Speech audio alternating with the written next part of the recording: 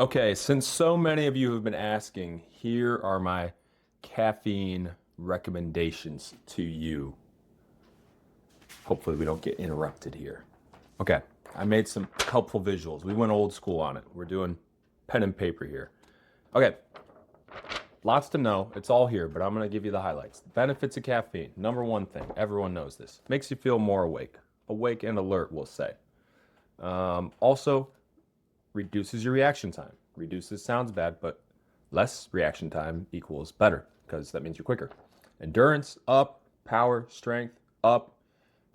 Those are all awesome things if you're an athlete.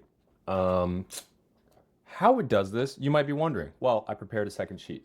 This is my favorite sheet. Drew a little picture for you. How? How does caffeine work? Give you the breakdown. Let me come over here so I can read it. I'm explaining this like you're 5 because personally that's my favorite way to learn. And your college students probably tired of your professors saying a bunch of stuff you can't understand. So hopefully you understand this. First of all, the diagram. Here's your phospholipid bilayer with your little adenosine receptor in here.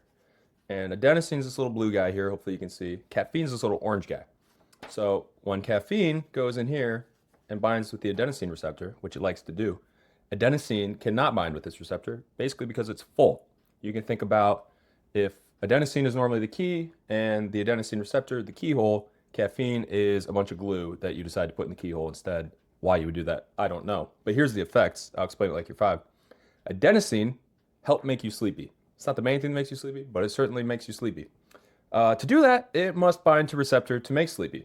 But caffeine like to bind to same receptor. When caffeine, first of all, that's called a non-selective antagonist, if you were wondering. When caffeine bind, no space for adenosine. There's glue in the keyhole. When no space for adenosine, no make you feel tired. Therefore, caffeine make you feel awake. I hope that made sense. Okay, so we talked about the benefits, how it does that. That's how it makes you feel awake and alert. There's some other pathways that make some of these other benefits go on, but those get kind of complicated and some of them are not fully understood. Drawbacks, there can be some bad things. Number one, you probably called it. It can definitely disrupt your sleep. To avoid that, we'll get into it later, but basically just don't drink caffeine within 6 hours of bedtime. Because even if it doesn't keep you awake, it will still have the potential to give you worse quality sleep. And we all know as athletes, we like to sleep all day. It's really, really good for your recovery. It can also make you jittery, anxious, raise your heart rate, raise your blood pressure. Those can be good things for sports, but long-term health, bad potentially. And also, if it does it too much, acutely bad as well. Can really hurt your tummy. I've done that a couple times. And can dehydrate you because it really makes you pee a lot more. And if you're replacing all your water intake with caffeine substances, you're not replacing those fluids. So be mindful of that. Who benefits? In my opinion, almost everyone. That's why it's like the most commonly drank thing in the entire world every single day. Almost everyone drinks caffeine. So specifically your endurance athletes and your strength and power athletes, and that covers almost all athletes, but also your athletes who need focus. I don't know, maybe someone who throws darts for a living could also benefit from some caffeine because of how focused it makes you feel.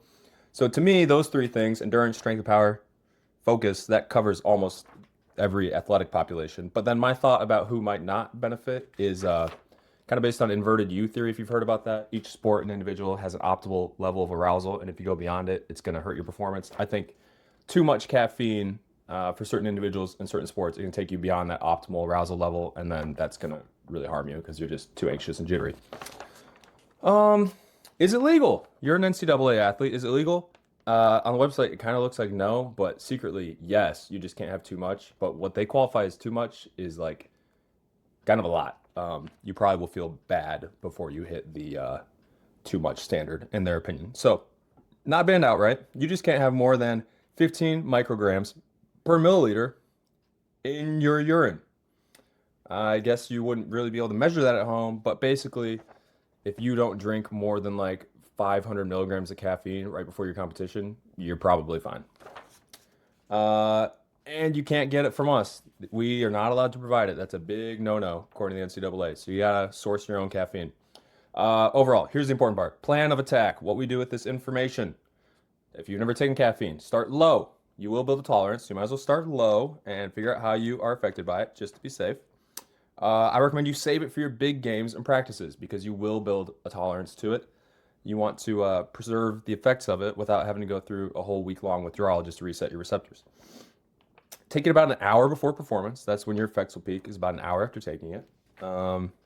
Once you assess your tolerance, the typical range recommended is to have 3 to 6 milligrams per kilogram of body weight. I'll give you some simple math for people who are confused. I weigh about 100 kilos. That means I could drink 600 milligrams of caffeine before my game if I wanted to. I just might risk the old NCAA 15 micrograms per milliliter, but feel it out. Try it. It's based on the individual. I like that. Big part of this course. Everything's based on the individual. Definitely avoid it within 6 hours of bedtime. I just drank a whole cup of coffee. It's late, but I got to finish the assignment. Getting good grades is sometimes worth sacrificing your sleep. Email me if you have any questions.